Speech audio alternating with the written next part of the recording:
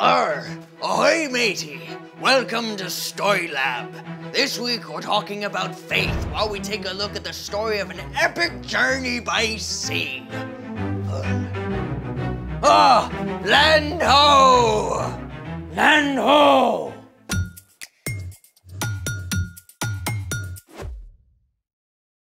Hey, I'm Carter. And I'm Zeke. We're talking about faith, which is trusting in what you can't see because of what you can see. Even when things fall apart. Especially when things fall apart. Like in today's story.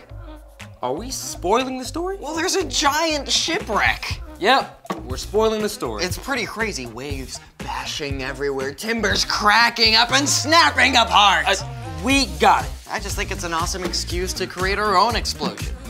Sounds dangerous. Not when we use these. What are they for? An exploding star. Cool. Then let's make it. What? A piece of carpet? Well, this is easier to do on carpet. Where do we start? Well, you're gonna need 5 popsicle sticks. Do they have to be different colors? Nope, but it's more fun that way. You're gonna wanna start by making an A shape with green on the bottom here, red over yellow, just like that. You're gonna wanna keep pressing down on these intersections as we continue on because it's gonna wanna explode a bit too early. You're gonna wanna take this blue stick and slide it under the yellow, over the red, and lock it under that green. Thank you. And then take the purple stick and slide it under the green, over yellow and blue, and lock it under the red. Basically doing the exact same thing as the blue, just on the other side. A star is born. Okay, I'm gonna have to watch that about 7 more times. But first, watch this. Here goes. Whoa! Let's see that again. When popsicle sticks are woven together, potential energy is built up via tension in the sticks. When one end of the stick is released, the potential energy is converted into kinetic energy, flinging the sticks up and out into a chain reaction. Okay, that's super cool, but it happens too fast. And that's why we're making a cobra weave next. Cobra weave? Well, there's a snake in today's story too. To make the cobra weave, we're gonna start with red over yellow, just like the star. Then, take your blue stick and place it over the red stick and under the yellow stick, making kind of a wonky A. Then, take the green stick, place it under the red stick and over the yellow. Make sure to keep it parallel to the blue stick. From here, take the purple and place it under the blue and over the green. Take the orange and place it under the yellow and over purple. Perfect. And from here, you'll repeat the pattern until you've got a length that you're satisfied with.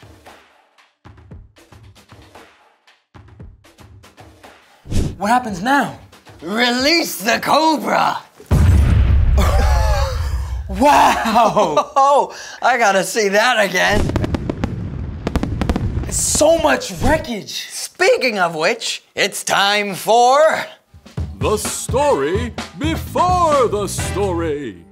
Today, we're in the book of Acts, which tells the story of the early church. But before Acts, way back in the very beginning, out of a deep, deep love, God made an amazing world. But when people turned away from God, the world was broken.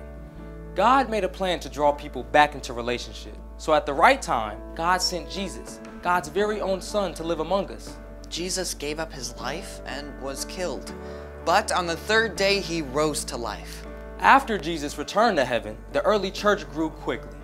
The Apostle Paul traveled thousands of miles and started many new churches, upsetting both Jewish religious leaders and Roman authorities. Which is where our story starts. Take it away. Hey everybody, I'm Brian. Our friend Paul told the story of Jesus everywhere he went, even when it got him in trouble. At last, a Roman commander had Paul arrested. When some men plotted to take Paul's life, the commander had Paul taken to the governor in Caesarea. Here Paul was kept for 2 years. Finally, when unfair accusations were made about him before a new governor, Paul demanded, I appeal to Caesar. Now, Paul was a Roman citizen, and it was his right to get a fair trial before the ruling Caesar. But that meant an epic and dangerous trip all the way to Rome. Paul and several other prisoners were handed over to a centurion of the imperial regiment. I am Julius. Hail, Caesar! So the men set sail, eventually making it to a harbor called Fair Havens. Paul warned Julius and the crew.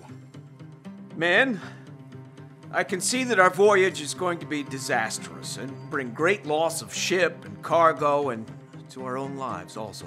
The pilot and ship's owner disagreed. This is a terrible place to spend the winter. We should sail on to the harbor at Phoenix. Julius listened to the pilot and the ship's owner instead of Paul, and when a gentle south wind began to blow, they jumped at the chance to set sail once more. Anchors away! But within a short time, that soft breeze became a stiff wind, and finally whipped up to a hurricane-force gale. The ship was caught up by the waves and driven by the wind. After many days, the crew feared the ship would be torn apart and sink. They even threw cargo and the ship's tackle overboard to lighten the load. We're doomed! Even though everyone else had given up hope, Paul stood strong and continued to talk with God. At last, he addressed the crew and passengers. You should have taken my advice not to sail from Crete. Then you would have spared yourselves this damage and loss. Paul was not above a good "I told you so." Keep up your courage, because not one of you will be lost. Only the ship will be destroyed. Last night, an angel of God told me, do not be afraid, Paul. You must go on trial in front of Caesar. God has shown his grace by sparing the lives of all those sailing with you. I have faith in God that it will happen. However, we must run aground on an island. That night, 14 days into the storm, the ship approached land. Fearing they would be dashed on the rocks, the sailors dropped the anchors. When daylight came, they decided to make for the shore, but the ship hit a sandbar. The ship began to break up. If you can swim, jump overboard. Otherwise, grab what you can and hold on. Everyone did as Julius commanded, and miraculously, all 276 people on board made it to shore alive. They discovered they had reached the island of Malta, where the islanders welcomed them with a roaring fire. As Paul tossed some brushwood on the fire, a snake bit his hand. The islanders were sure he would die, but Paul simply shook the snake off into the fire. When nothing happened to him, they decided he must be a god. There on Malta, Paul prayed for the chief official's father, and that man was healed of a fever.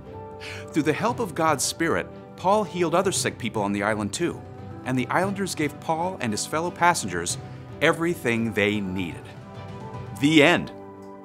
Arrest, prison, shipwreck, snake bite? Ah, man, it's like Paul was just a magnet for terrible things to happen. Yeah. In a letter to the church in Corinth, Paul even wrote down an epic list of all the awful things he had experienced, but through it all, Paul knew that God was right there with him to give him courage and strength. So, what's our part in the story? Well, you probably haven't been shipwrecked or bitten by a snake recently, at least let's hope not.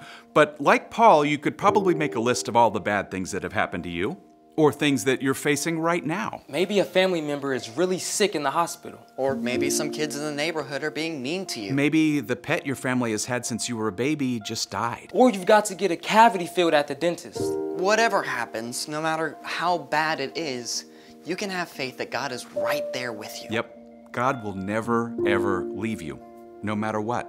God always loves you and promises to give you the resilience to make it through. When bad stuff happens, keep talking to God. Keep holding on. And God may not make the bad situation go away, but God will walk with you right through the middle of it. Yeah, I think you got it. See you next time. Here's the thing. When bad things happen, God is with you. Man, it looks like a shipwreck in here. I got an idea. Star Wars? Oh yeah! Hey, thanks for joining us in the Story Lab. See you next time. Ew. Get back here, Zeke. Yeah. Gotcha.